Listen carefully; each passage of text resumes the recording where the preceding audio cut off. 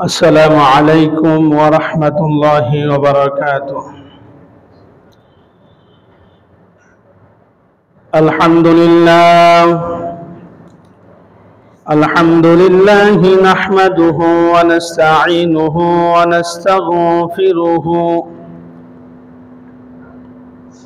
ونؤمن به ونتوكل عليه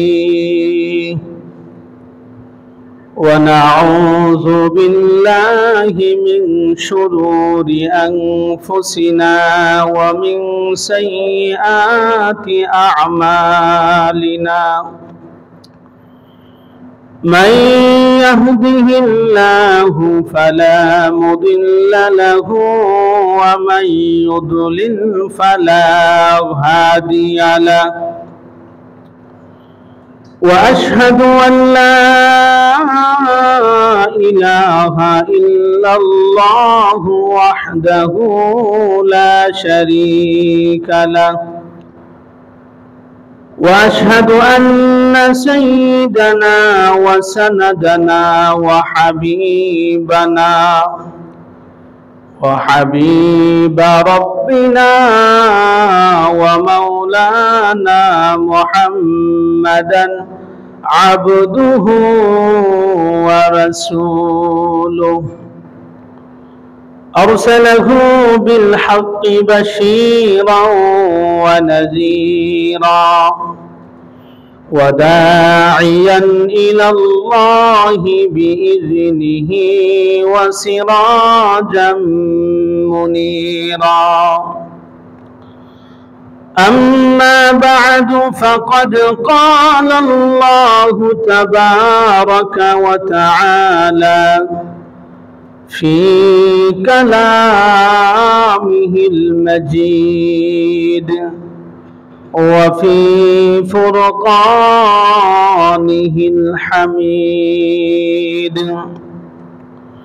أعوذ بالله من الشيطان الرجيم. بسم الله الرحمن الرحيم. يا أيها الذين آمنوا اتقوا الله وذروا ما بقي من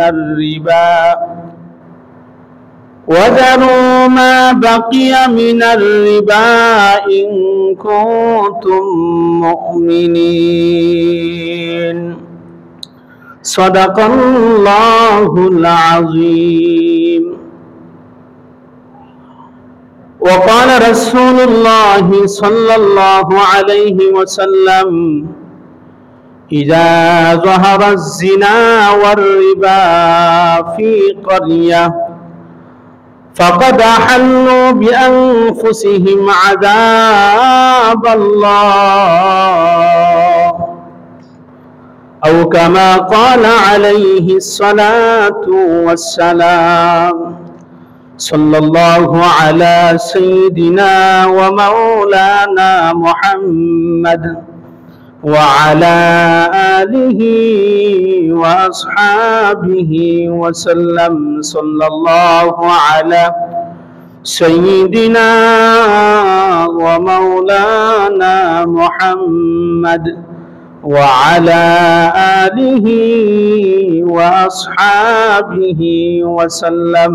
بلغ العلا بكماله كشف الدجى بجماله حسنت جميع خصاله.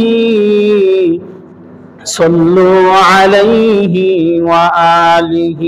لا إله إلا الله، لا إله إلا الله، لا إله إلا الله، لا إله إلا الله، لا إله إلا الله، لا إله ইল্লাল্লাহু লা ইলাহা ইল্লাল্লাহ লা ইলাহা ইল্লাল্লাহু মুহাম্মাদুর রাসূলুল্লাহ সাল্লাল্লাহু আলাইহি ওয়াসাল্লাম। আলহামদুলিল্লাহ, আল্লাহ পাক রব্বুল আলামিনের দরবারে অসংখ্য অগণিত শুকরিয়া, যেই মহান রব্বুল আলামিন আমাদেরকে আজকে পবিত্র জুমার দিন জুমার নামাজ আদায় করার উপলক্ষে রব্বে কারীমের ঘরে এসে কিছু কথা বলার এবং শোনার তৌফিক দান করেছেন। এজন্য হৃদয় উজাড় করে মন খুলে জুড়ে সুরে বলি আলহামদুলিল্লাহ। মুহতারাম হাজিরিন কিরাম, আমি আপনাদের সামনে কোরআনুল কারীমের সূরাতুল বাকারার 278 নং আয়াতে কারিমা তেলাওয়াত করেছি। তারই সাথে সাথে হুজুরে পাক সাল্লাল্লাহু আলাইহি ওয়াসাল্লামের অসংখ্য অগণিত হাদিসের ভান্ডার থেকে ছোট্ট একটি হাদিস আমি আপনাদের সামনে পাঠ করেছি। আল্লাহ পাক রব্বুল আলামিন যদি আমাকে তৌফিক দান করেন, এই আয়াত এবং হাদিসটুকু সামনে নিয়ে নির্ধারিত বিষয়ের উপর আলোচনা করার চেষ্টা করব। ওমা তৌফিকি ইল্লা বিল্লাহ। মুহতারাম হাজিরিন কিরাম, আমার আজকের আলোচ্য বিষয় হচ্ছে সুদ সম্পর্কে। কি সম্পর্কে ভাই? সুদ সম্পর্কে। এই বিষয়টি অত্যন্ত জরুরি একটি বিষয়।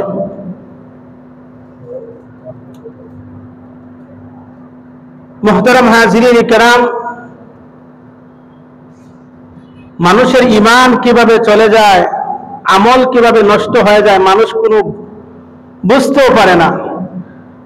এমন জঘন্য জঘন্যতম গুনার মধ্যে আমরা লিপ্ত আছি।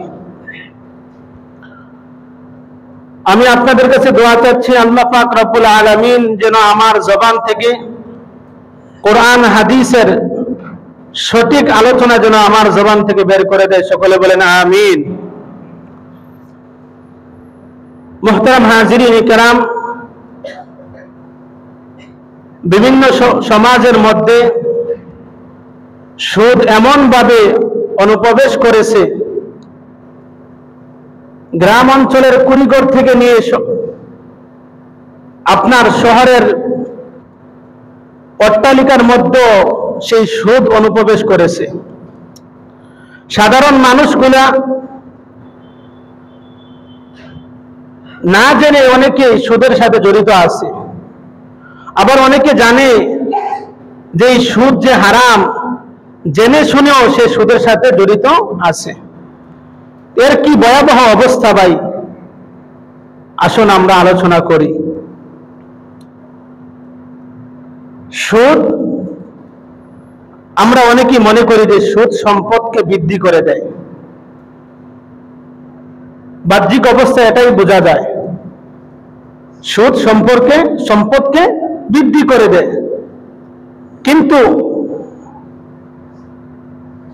সম্পূর্ণ উল্টা। দুনিয়ার মধ্যে সুদ যারা খায়, সুদের সাথে যারা সম্পৃক্ত রাখে,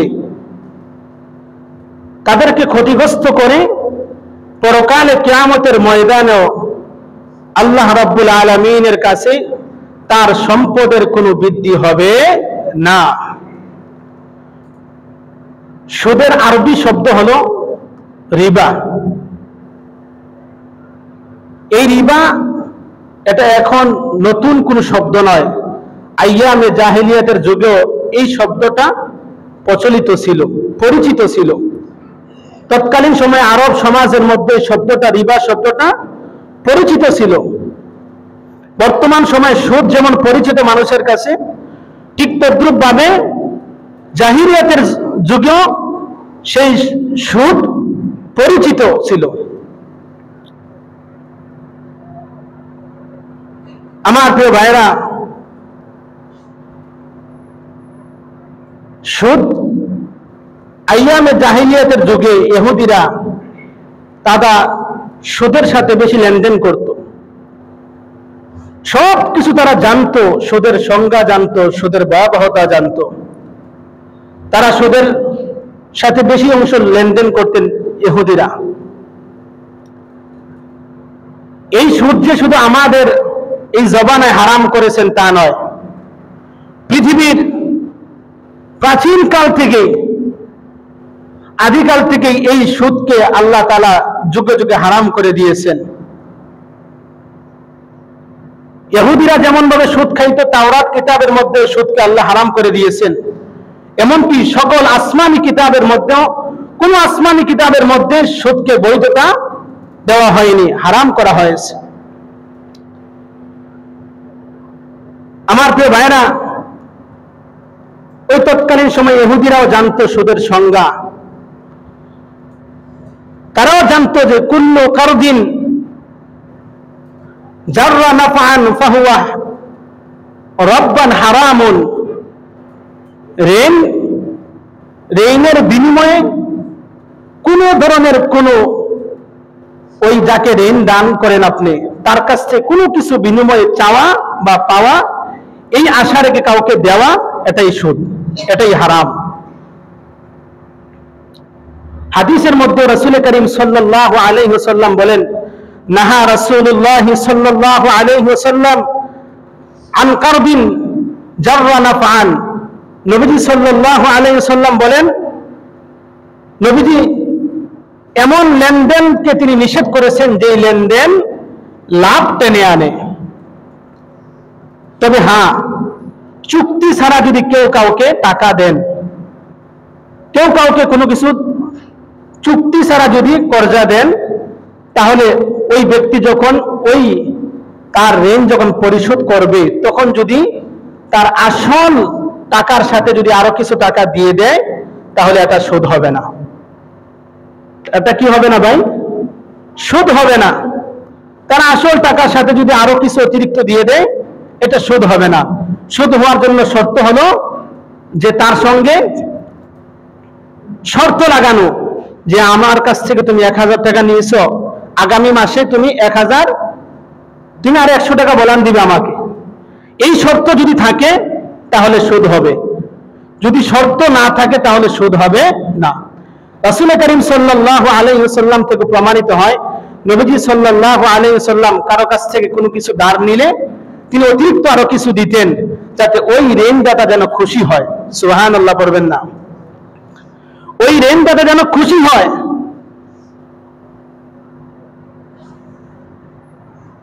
মুহতারাম হাজিরিন কিরাম, এই জন্য শর্ত লাগিয়ে যদি কেউ কোনো কিছু দেয়, তাহলে এটা সুদ হয়ে যাবে ভাই, এটা হারাম হবে।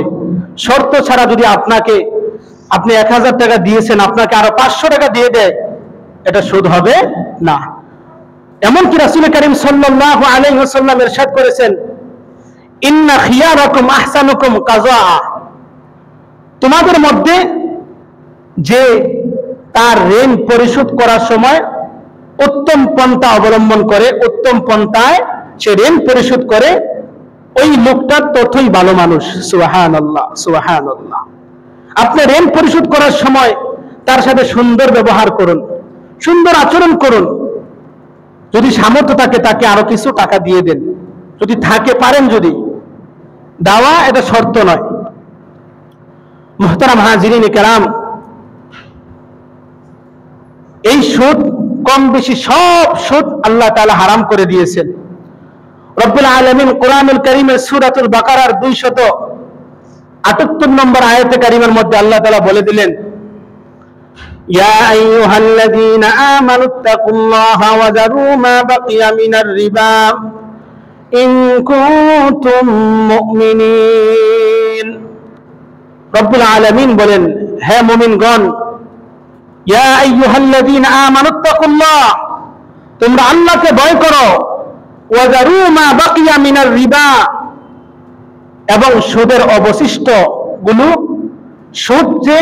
সুদের যে অবশিষ্ট টাকা, এগুলো তোমরা পরিত্যাগ করো। ইন কুনতুম মুমিনিন, যদি তোমরা মুমিন হয়ে থাকো। যদি মুমিন হও তাহলে সুদের অবশিষ্ট গুলো পরিত্যাগ করো।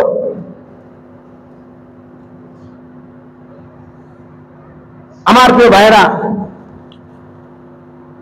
এই আয়াত অবতীর্ণ হয়েছিল আইয়ামে জাহিলিয়াতের যুগে। দুইটা গোত্র ছিল, এক গোত্রের নাম হলো সাকিফ গোত্র, আরেক গোত্রের নাম হলো মাখজুমি গোত্র।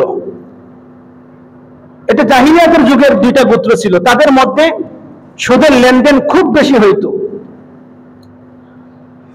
সুদের লেনদেন খুব বেশি তারা করতেন। যখন ইসলাম আগমন করেন, ইসলামের দাওয়াত যখন তাদের কাছে পৌঁছে, তখন তারা উভয় গোত্রই কালেমা পড়ে মুসলমান হয়ে যায়। সুবহানাল্লাহ, সুবহানাল্লাহ। তারা মুসলমান হওয়ার পর ওই সাকিফ গোত্রের লোকেরা মাখজুমি গোত্রের লোকের কাছে তাদের সুদের বকেয়া চাইল। বকেয়া সুদগুলো তারা চেয়েছে। তখন মাখজুমি গোত্রের লোকদের মধ্যে বনু মুগিরা তারা একটি সমাবেশ, একটি বৈঠক করলেন। বৈঠক করার পর আপোষে তারা বললেন যে আমরা এখন কালেমা পড়ে মুসলমান হয়েছি, আমরা মুসলমান, আমরা এখন আর বকেয়া সুদ দেব না। এই কথা বলার পর তাদের মধ্যে যখন একটু দূরত্ব সৃষ্টি হওয়া শুরু হয়ে গেল, তখন মক্কার আত্তাব ইবনে আসিদ তিনি তাদের এই মীমাংসা করার জন্য রাসূল আকরাম সাল্লাল্লাহু আলাইহি ওয়াসাল্লামের নিকট চিঠি লিখলেন। নবীজি সাল্লাল্লাহু আলাইহি ওয়াসাল্লাম এই চিঠি পাওয়ার পর সাথে সাথে আল্লাহ রাব্বুল আলামিন এই আয়াতে কারিমা নাযিল করে দিলেন। সুবহানাল্লাহ, সুবহানাল্লাহ। ইয়া আইয়ুহাল্লাযীনা আমানুত্তাকুল্লাহ, হে মুমিনগণ তোমরা আল্লাহকে ভয় করো। ওয়াযারু মা বাকিয়া মিনার রিবা, আর সুদের অংশগুলা তোমরা পরিত্যাগ করো। ইন কুনতুম মুমিনিন, যদি তোমরা মুমিন হয়ে থাকো। মুহতারাম হাজিরিন কিরাম, আবার অনেকে সুদকে বহু গুণে বৃদ্ধি করে সুদ খায়। বিভিন্ন চক্র করে তারা সুদের টাকা লাগায়, সুদ খায়। তাদের ক্ষেত্রে আল্লাহ রাব্বুল আলামিন বলেন, ইয়া আইয়ুহাল্লাযীনা আমানু লা তাকুলুর রিবা আদআফাম মুদাআফা ওয়াত্তাকুল্লাহা লাআল্লাকুম তুফলিহুন। আল্লাহ রাব্বুল আলামিন বলেন, হে মুমিনগণ তোমরা সুদ খেও না বহু গুণে বৃদ্ধি করে, লাআল্লাকুম তুফলিহুন, যাতে করে তোমরা সফলতা হইতে পারো। সুবহানাল্লাহ, সুবহানাল্লাহ। সফল হইতে পারো তোমরা যদি সুদ না খাও। মুহতারাম হাজিরিন কিরাম, আল্লাহ রাব্বুল আলামিন এই সুদকে সব সময় মিটিয়ে রাখেন, মিটিয়ে দেন। আল্লাহর কোরআন বলে, ইয়ামহাকুল্লাহুর রিবা ওয়া ইউরবিস সাদাকাত ওয়াল্লাহু লা ইউহিব্বু কুল্লা কাফফারিন আসিম। আল্লাহ তাআলা বলেন আমি সুদকে মিটিয়ে দেই আর দানকে আমি বাড়িয়ে দিই। সুবহানাল্লাহ, সুবহানাল্লাহ। দানকে আমি বাড়িয়ে দিই। আল্লাহ রাব্বুল আলামিনের এই নিয়ামতের অকৃতজ্ঞ যারা করে, যারা এই সমস্ত পাপিষ্ঠ, রব্বুল আলামিন বলেন আল্লাহু লা ইউহিব্বু কুল্লা কাফফারিন আসিম, আমি তাদেরকে পছন্দ করি না। মুহতারাম হাজিরিন কিরাম, এই সুদের মধ্যে কোনো বরকত নেই। আমরা বাহ্যিক অবস্থায় দেখি কাউকে যদি 1 লাখ টাকা দেই তাহলে মাস শেষে আমাকে 5,000 টাকা দিবে। যারা সুদের টাকা লাগায় তাদের মধ্যে এমন ধারণা আছে বিদায় তারা দিতেছে। তাদের এই চিন্তা থাকে, শর্ত থাকে, মাস শেষে আমাকে লাখে 5,000 টাকা দিবে। এই 5,000 টাকা আমার বরকত হবে, আমার সংসার চলবে, আমার ছেলে মেয়েদেরকে আমি খাওয়াবো। ভাই, এই সুদের মধ্যে আল্লাহ তাআলা কোন ধরনের কোনো বরকত রাখেন নাই। অকল্যাণ ছাড়া আর ক্ষতি ছাড়া আর কোনো কিছু রাখে নাই। আল্লাহ রাব্বুল আলামিন বলেন, ওয়ামা আতাকুমুর রাসূলু ওয়ামা আতাইতুম মা আতাকুমুর আয়াতটা আমার স্মরণ আসতেছে না। রব্বুল আলামিন বলেন, যারা সুদ খায় যারা সুদ খায় এবং মনে করে সুদের মধ্যে বরকত রয়েছে, তাদের এই সুদ সম্পূর্ণ আল্লাহ তাআলা বরকতহীন করে দেয়। বলেন না নাউযুবিল্লাহ, নাউযুবিল্লাহ। ওমা আতাকুম, আয়াতটা স্মরণ আসতেছে না। আর যারা যাকাত দেয়, রব্বুল আলামিন বলেন তাদেরকে বহু গুণে বৃদ্ধি করে দেন আল্লাহ রাব্বুল আলামিন তাদের এই সম্পদকে। সুবহানাল্লাহ, সুবহানাল্লাহ। আর তারাই প্রকৃত সম্পদশালী হয়। ফাউলাইকা হুমুল মুদাফুন, তারাই প্রকৃত সম্পদশালী হয়। আমার প্রিয় ভাইরা, এই সুদের অনেক ভয়াবহতা রয়েছে, অনেক ভয়াবহতা রয়েছে। যারা এই সুদকে হারাম জানার পরও এই সুদের সাথে সম্পর্ক রাখে, এই সুদের সাথে জড়িত থাকে, আল্লাহ রাব্বুল আলামিন সূরাতুল বাকারার 279 নং আয়াতে কারিমার মধ্যে আল্লাহ তাআলা জানিয়ে দিলেন, ফাইন লাম তাফআলু ফাআযানু বিহারবিন মিনাল্লাহি ওয়া রাসূলি, তাদের জন্য আমার এবং আমার রাসূলের পক্ষ থেকে যুদ্ধের ঘোষণা দিয়ে দাও। বলেন না নাউযুবিল্লাহ, নাউযুবিল্লাহ। যুদ্ধের ঘোষণা দিয়ে দাও। কোন মানুষের সাধ্য আছে ভাই আল্লাহর সঙ্গে লড়াই করার? কথা বলেন। কোন মানুষের সাহস নাই। এমন কোন মানুষ পৃথিবীতে আগেও ছিল না, এখনো নাই, ভবিষ্যতে থাকবে না, আল্লাহর সঙ্গে লড়াই করবে।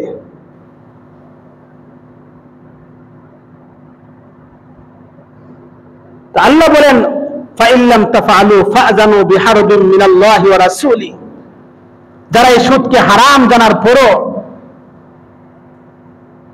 তারা এই সুদকে পরিত্যাগ করে না, তাদেরকে জানিয়ে দাও যে আমার পক্ষ থেকে এবং আমার রাসূলের পক্ষ থেকে তাদেরকে যুদ্ধের ঘোষণা দিয়ে দাও। রাইসুল মুফাসসিরিন হযরত আব্দুল্লাহ ইবনে আব্বাস রাদিয়াল্লাহু আনহুমা তিনি বলেন, ইকালু ইয়াউমাল কিয়ামাতি লিআকিলির রিবা খুয সিলাহাকা। হযরত ইবনে আব্বাস রাদিয়াল্লাহু আনহু বলেন,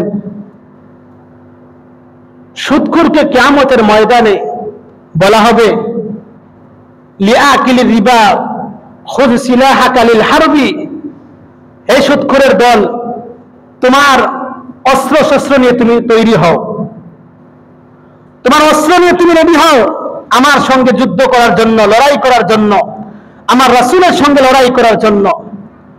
কিয়ামতের ময়দানে কোন বাবার বেটার সাহস হবে? কথা বলেন, আল্লাহর সঙ্গে লড়াই করার জন্য? কত বড় অপরাধ এই সুদ। 2 নম্বর সুদের ভয়াবহতা হলো, আল্লাহ না করে কেউ যদি সুদের সাথে সম্পৃক্ত থাকে, সম্পর্ক রাখে, আর এমতো অবস্থায় সে মৃত্যুবরণ করে, কিয়ামতের ময়দানে তাকে এমন ভাবে তোলা হবে সে পাগল হয়ে থাকবে। বলেন না নাউযুবিল্লাহ, নাউযুবিল্লাহ। তাকে পাগলের অবস্থায় তোলা হবে।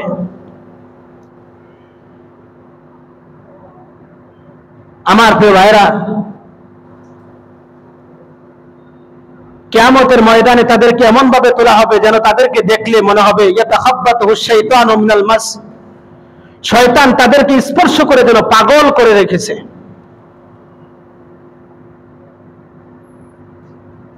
তাদেরকে স্পর্শ করে শয়তান যেন পাগল করে রেখে দিয়েছে। এর কারণ যালিকা বিআন্নাহুম ক্বালু, তারা বলতো, ইন্নামাল যালিকা বিআন্নাহুম ক্বালু ইন্নামাল বাইউ মিসলুর রিবা, ব্যবসা আর সুদ একই জিনিস। বলেন না নাউযুবিল্লাহ, নাউযুবিল্লাহ। অথচ আল্লাহ রাব্বুল আলামিন বলেন, ওয়া হাল্লাল্লাহুল বাইআ ওয়া হাররামার রিবা, আল্লাহ ব্যবসাকে হালাল করেছেন আর সুদকে হারাম করেছেন। তারা যুক্তি দেয়, ব্যবসা করে মানুষ যেভাবে টাকা উপার্জন করে, সুদ দিয়ে মানুষ সেইভাবে টাকা উপার্জন করে।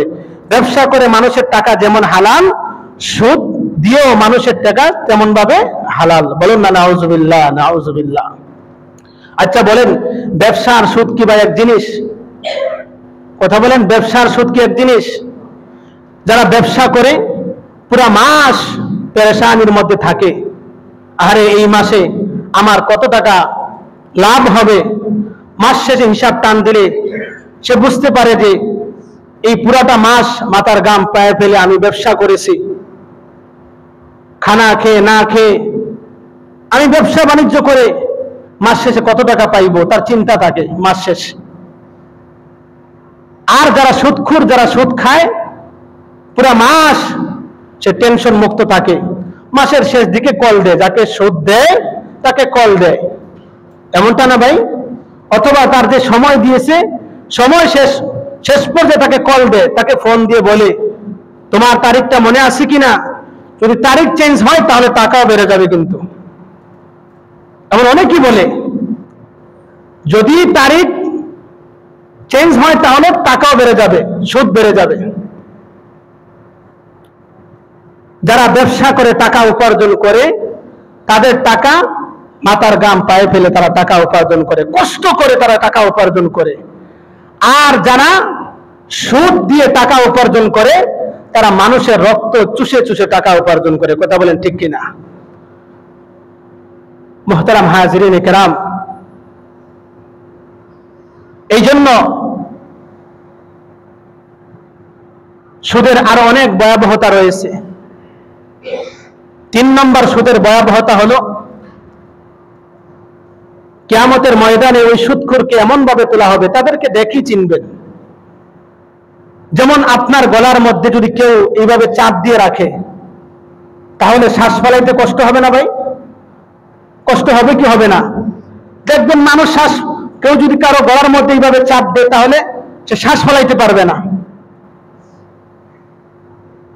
অথবা কাউকে ফাঁসি দিলে দেখবেন তার জিহ্বাটা বের হয়ে যায়, তার মুখের আকৃতি বিকৃত হয়ে যায়। ওই সুদখোরকে আল্লাহ রাব্বুল আলামিন কিয়ামতের ময়দানে এমন ভাবে তুলবে যেন তার শ্বাসটা বন্ধ হয়ে যায়। কে যেন তাকে হত্যা করার জন্য তার গলার মধ্যে টিপে তাকে মারতেছে, এমন সে অনুভব করবে ওই সুদখোর। এই কথাটুকুই রাইসুল মুফাসসিরিন আব্দুল্লাহ ইবনে আব্বাস রাদিয়াল্লাহু আনহুমা বলেছেন। তিনি বলেন আকিলুর রিবা ইউবাসু ইয়াউমাল কিয়ামাতি মাজনুনান ইউখনাক।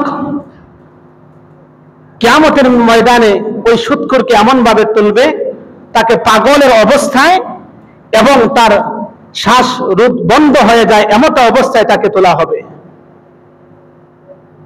কতটা ভয়াবহ ভাই এক একটা শাস্তি ওই সুদখোরের জন্য।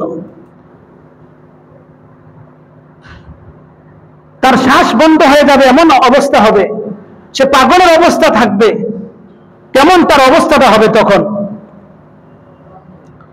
4 নম্বর শাস্তি হলো সুদখোরের, আমাদের জন্য আল্লাহ রাব্বুল আলামিন যেই রিজিক বরাদ্দ করে রেখেছেন, আল্লাহ তাআলাকে আমাদের জন্মের পূর্বে আমাদের রিজিক বরাদ্দ করে রেখেছেন না? কথা বলেন না কেন? কিন্তু সুদের কারণে যারা সুদ খায় তাদের ওই হালাল রিজিকটা, উত্তম খাবারটা সুদের কারণে আল্লাহ তাআলা তাদের ওই হালাল রিজিকটা নিয়ে যায়, তাকে হারাম ভক্ষণ করার জন্য সুযোগ করে দেয়। বলুন না নাউজুবিল্লাহ, নাউজুবিল্লাহ। আল্লাহ রাব্বুল আলামিন বলেন ইহুদিদেরকে 4টি অপরাধের কারণে তাদের হালাল রিজিককে আমি হারাম করে দিয়েছিলাম, যেগুলো তাদের জন্য হালাল ছিল। রব্বুল আলামিন কোরআনুল কারীমের মধ্যে বলেন ফাবিযুলমিন মিনাল্লাযীনা হাদু হাররামনা আলাইহিম তাইয়্যিবাতিন উহিল্লাত লাহুম ওয়া বিসাদ্দিহিম আন সাবিলিল্লাহ ওয়া আখযিহিমুর রিবা ওয়া ক্বাদ নুহু আনহু ওয়া আকলিহিম আমওয়ালান নাসি বিল বাতিল ওয়া আ'তাদনা লিল কাফিরিনা মিনহুম আযাবান আলীমা। রব্বুল আলামিন বলেন ফাবিযুলমিন মিনাল্লাযীনা হাদু হাররামনা আলাইহিম, তাদের 1 নম্বর অপরাধ হলো তারা জুলুম করত। কি ভাই? জুলুম করত। 2 নম্বর অপরাধ হলো ফাবিযুলমিন মিনাল্লাযীনা হাদু হাররামনা আলাইহিম তাইয়্যিবাতিন উহিল্লাত লাহুম ওয়া বিসাদ্দিহিম আন সাবিলিল্লাহি কাসীরা। 2 নম্বর অপরাধ হলো অনেক মানুষকে আল্লাহর রাস্তা থেকে তারা বিরত রাখতেন, ফিরিয়ে রাখতেন। এমন অনেক মানুষ আছে না, নিজে সুদ ছাড়তে চায় কিন্তু তাকে আরো উৎসাহ দেয়, আছে না ভাই? নিজে নামাজে আসতে চায় কিন্তু ওই সৎসঙ্গী তাকে নামাজ থেকে ফারেক করে রাখে। কারে পড়বো, পরে পড়ি নামাজ। আল্লাহর রাস্তা থেকে যাদেরকে অনেককে যারা বিরত রাখে, বাধা দিয়ে রাখে, এই হলো ইহুদিদের 2টা বড় অপরাধ। 3 নম্বর অপরাধ হলো ওয়াখযিহিমুর রিবা, সুদ গ্রহণ করা। ওয়াখযিহিমুর রিবা ওয়া কাদ নুহু আনহু, যা থেকে তাদেরকে নিষেধ করা হয়েছিল, ওই সুদ থেকে তাদেরকে নিষেধ করা হয়েছিল। ওয়া আকলিহিম আমওয়ালান নাস বিল বাতিল, 4র্থ নম্বর অপরাধ হলো অন্যায়ভাবে সম্পদ খাওয়াকে। তারা অন্যায়ভাবে সম্পদ ভক্ষণ করত। এই 4টির মধ্যে একটি কি ভাই? সুদ। তারা সুদ গ্রহণ করত, যার কারণে আল্লাহ রাব্বুল আলামিন হাররামনা আলাইহিম, তাদের জন্য আল্লাহ তাআলা হারাম করে দিয়েছেন তাইয়্যিবাতিন, উত্তম খাবারগুলো তাদের জন্য হারাম করে দিয়েছেন। উহিল্লাত লাহুম, যেগুলো তাদের জন্য হালাল ছিল, ওই হালাল খাবারগুলো আল্লাহ রাব্বুল আলামিন তাদের জন্য হারাম করে দিয়েছেন, যেগুলো তাদের জন্য হালাল ছিল। তোমার হালাল খাইতে পছন্দ লাগে না, নাও হারাম খাও, হালালটা আল্লাহ তাআলা নিয়ে নেবেন। তো সুদ করে 4র্থ নম্বর শাস্তি কি ভাই? তাকে আল্লাহ হারাম ভক্ষণ করাবেন, হালালগুলো নিয়ে নেবেন। 5 নম্বর ভয়াবহ শাস্তি হলো, দেখেন যে এলাকার মধ্যে জিনাখোর বেড়ে যায়, সুদখোর বেড়ে যায়, যে এলাকার মধ্যে জিনা বেড়ে যায়, ব্যভিচার বেড়ে যায়, সুদ বেড়ে যায়, ওই এলাকার মধ্যে ওই সুদখোরের দল, ওই জিনাখোরের দল, তারা আল্লাহর আযাবকে, আল্লাহ তাআলা আযাব দিতে চান না ওই এলাকার মধ্যে, কিন্তু তারা আল্লাহর আযাবকে বৈধ করে টেনে নিয়ে আসে। বলুন না নাউযুবিল্লাহ, নাউযুবিল্লাহ। ইযা যাহারা জিনা ওয়ার রিবা ফি ক্বরিয়া, যে এলাকার মধ্যে জিনা বেড়ে যায়, ব্যভিচার বেড়ে যায়, সুদ বেড়ে যায়, ফাকাদ আহাল্লু বিআনফুসিহিম আযাবাল্লাহ, তারা আল্লাহর আযাবকে হালাল করে নিয়ে আসে। বলেন না নাউযুবিল্লাহ, নাউযুবিল্লাহ। মুহতারাম হাজিরিন কিরাম, অতএব যেই সমাজে হোক না কেন, আপনার জানা মতে যদি কাউকে দেখেন এমন অপরাধের মধ্যে জড়িত আছে, তার হাতে ধরে, তার পায়ে ধরে, তার পিঠের মধ্যে হাত বুলিয়ে বলবেন, ভাই এগুলো অনেক জঘন্যতম অপরাধ, এগুলো ভাই ছেড়ে দেন। যদি তার অপরাধ, যদি তাকে যদি আপনি বারণ না করেন, নিষেধ না করেন, তার কারণে যদি এলাকার মধ্যে আযাব আসে, তাহলে আপনার উপরে আসবে। তার উপরে যেমন আযাব আসবে, আপনার উপরেও তেমন আযাব আসবে। এই জন্য তাকে ভালো করে বোঝাবেন, ভাই এগুলো ছেড়ে দেন, এগুলো ভাই আপনি মনে করতেছেন যে আপনার সম্পদ বৃদ্ধি করবে, কিন্তু বাহ্যিক অবস্থায় দেখতেছেন আল্লাহ রাব্বুল আলামিনের কাছে কিন্তু এই সম্পদ বৃদ্ধি হবে না। ফালা ইয়ারবু ইনদাল্লাহ, আল্লাহর কাছে সম্পদ বৃদ্ধি হবে না। তার পায়ে ধরে, হাতে ধরে, যেইভাবে পারেন তাকে বুঝাবেন, বুঝিয়ে বলবেন, ভাই এগুলো ছেড়ে দাও, তোমার কারণে আমার এলাকার মধ্যে যে কোনো সময় আল্লাহর আযাব চলে আসতে পারে। হয়তো তুমি এগুলো ছাড়ো, আর না হয় কি বলবেন যে এলাকা ছেড়ে দাও, না এই কথা বলবেন না।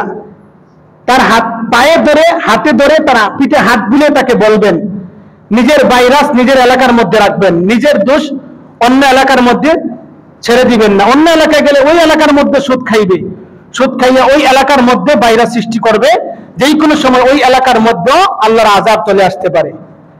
এই জন্য নিজের কষ্ট অন্যের উপর চাপিয়ে দিবেন না।